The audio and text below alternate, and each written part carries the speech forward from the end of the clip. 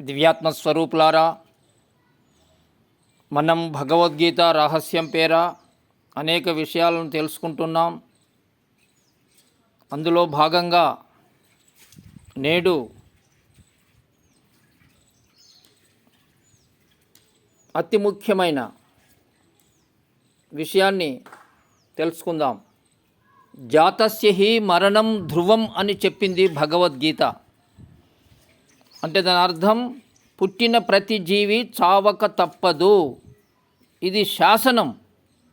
భగవద్గీత అంటే అదేదో చరిత్ర కాదు, అది శాసనం. అంటే సర్వకాల సర్వావస్థల్లో కూడా అవి వర్తిస్తాయి అన్నమాట.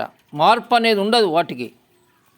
అటువంటి విషయం మీద మనం ఒకసారి కనుక చర్చించాలంటే ఒక అతి రహస్యమైన విషయాన్ని మీ ముందు ఉంచుతాను నేను. మనం ఏమనుకుంటున్నాం, నేను పుట్టినా, నేను ఇప్పుడే చనిపోతానా, 100 ఏళ్ళుంటా, 120 ఏళ్ళుంటా, 80 ఏళ్ళుంటా, 90 ఏళ్ళుంటా అని అనుకుంటున్నాం. అనుకోవడం మంచిదే, కానీ శాస్త్రం ఏం చెప్తుందయ్యా అంటే జాతస్య మరణం ధ్రువం, చావు మాత్రము నిత్యం అని చెప్పింది. ఎట్లా నిత్యం అని మనం కనుక ఒకసారి ఆలోచించినట్లయితే, మనం ప్రతిరోజు, ప్రతి గంటకు, ప్రతి నిమిషానికి ఈ ప్రపంచంలో ఎంతోమంది ప్రమాదాల బారిన పడి చనిపోవుట మనం గమనిస్తూ ఉన్నాము, వింటూ ఉన్నాము, వార్తలలో కానీ పేపర్లలో కానీ రకరకాలుగా. ఇది వాస్తవం. అదేంగాక అనారోగ్యాలతోటి కూడా చనిపోయే వాళ్ళను కూడా మనం చూస్తూ ఉన్నాం. వృద్ధాప్యం చేత చనిపోయే వాళ్ళను చూస్తూ ఉన్నాం. మన ఇంటి ముందు, మన ఇంటి వెనుక, మన వాడలోన, మన గ్రామం లోపల, మన ఇంట్లో కూడా చనిపోయిన వాళ్ళను మనం చూస్తూ ఉన్నాం. అయినా కూడా మనం ఏమనుకుంటున్నాం అంటే, సరే వాళ్ళంటే జరిగింది కానీ నాకు ఇప్పుడే అవుతుందా అని చెప్పి అనుకుంటున్నాం. అదిగాక అతి రహస్యమైన ఇంకొక విషయం ఏమిటంటే, విజ్ఞాన శాస్త్రం ప్రకారంగా మనలోని రక్త కణాలు, జీవ రక్త కణాలు ఒక నిమిషం కాదు, ఒక్కొక్క క్షణానికే పుట్టుకుంటూ చనిపోతూ ఉన్నాయి. ఒక్క క్షణములే పుడతాయి, ఒక్క క్షణములే చనిపోతాయి. ఒక్క క్షణములే పుడతాయి, ఒక్క క్షణములే చనిపోతాయి. It is fact. ఈ మధ్యకాలంలో చాలామందికి తెలిసిపోయింది. ఏంటిది, రక్త కణాలు తగ్గిపోయినాయి, మావాడిని దవాఖానా తీసుకుపోయినాం, చనిపోయే పరిస్థితి ఉన్నది అని మనం గమనిస్తున్నాం. అంటే ఒక్క క్షణములే, నిమిషం కూడా కాదు, క్షణములే పుడుతూ ఉన్నవి జీవరక్త కణాలు, క్షణములే నశిస్తూ ఉన్నవి. అవేంటిది, మనలో ఉన్నటువంటి జీవమే, జీవరక్త కణాలే, అదేదో కాదు. అంటే దీన్ని బట్టి మనం ఒక క్షణము పుడుతున్నాము, క్షణము నశిస్తూ ఉన్నాము. ఇది సత్యం. దీన్ని బట్టి జాతస్య మరణం ధ్రువం అనేటువంటి భగవద్గీత వాక్యం సత్యం అయిపోయింది, ఇందులో సందేహం లేదు. కానీ ఇంత సత్యమైనటువంటి విషయాన్ని నువ్వు చూస్తూ కూడా, వింటూ కూడా ఏం చేస్తున్నాడయా మనిషి, తన స్వార్థం కొరకు సమాజానికి అనేకమైన అన్యాయాలు, దుర్మార్గాలు, అశాంతికరమైనటువంటి వ్యవహారాలు చేస్తూ ఉన్నాడు. ఈ మధ్యకాలంలో చాలా స్వార్థం పెరిగిపోయింది.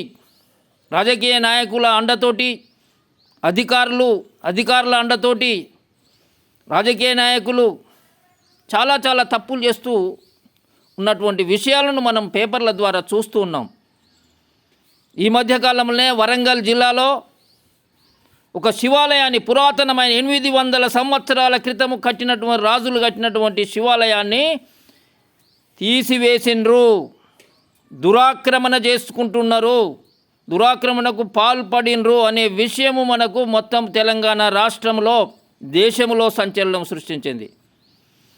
అదిగాక మొన్ననే హన్మకొండలో ఒక 5 ఎకరాల భూమిని ఒక అధికారం ఉన్నటువంటి వ్యక్తి దాన్ని లాక్కుంటానికి ప్రయత్నం చేసి చదును చేస్తూ ఉన్నాడు. అక్కడ ఉన్నటువంటి విగ్రహాలను తొలగించి ఇది సంచలనం అవుతూ ఉన్నది. అట్లనే పెద్దపల్లి జిల్లాలో కూడా అనేకమైన చోట్లల్లా ప్రభుత్వ భూములను దురాక్రమణ చేసుకున్నట్లు కూడా పేపర్లలో వచ్చింది. ఇవన్నీ కూడా దేవాలయ భూములను కూడా ఆక్రమించుకున్నట్లు అనేకమైనటువంటి వాస్తవాలు తెలుస్తూ ఉన్నవి.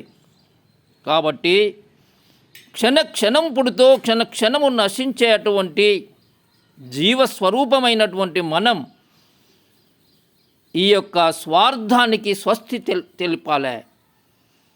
అధికారం ఉంది కదా అని చెప్పి ఆ అధికారాన్ని దుర్వినియోగం చేసుకోకుండా, అయితే ఆ ప్రభుత్వ భూములు సమాజానికి ఉపయోగపడాలి, లేదంటే నిరుపేదలకు, గుంట భూమి కూడా లేనటువంటి నిరుపేదలకు చెందాలి. ఇదే తప్ప అధికారం ఉన్నటువంటి వాళ్ళకి కానీ కోటీశ్వర్లకు కానీ అలాంటి భూములను అన్యాక్రాంతము కానివ్వకుండా ఎక్కడి ప్రజలు అక్కడనే, ఏ గ్రామస్తులు ఆ గ్రామంలోనే, ఏ మండలానికి చెందిన వాళ్ళు ఆ మండలంలోనే, ఏ జిల్లాకు చెందిన వాళ్ళు ఆ జిల్లాలోనే, ఎవరో విశ్వ హిందూ పరిషత్ వాళ్ళు వస్తారు, ఎవరో ఆర్ఎస్ఎస్ వాళ్ళు వస్తారు, ఎవరో వస్తారని చూసుడు కాదు. వాళ్ళు చేసేది వాళ్ళు చేస్తారు. కానీ మనకు తెలిసిందంటే దేనితో సంబంధం లేకుండా పార్టీలకు అతీతంగా ప్రతి ఒక్కరు కూడా ఇలాంటి యొక్క వ్యవహారాలను అడ్డుకోవాలి, వాస్తవాన్ని తెలుసుకోవాలి. అప్పుడే మనం విజ్ఞానవంతులమన్నట్లు గుర్తింపు. ఇదే భగవద్గీతలోని రహస్యం. కాబట్టి సర్వే జనా సుఖినో భవంతు, ధర్మో రక్షతి రక్షితః. ఓం తత్ సత్.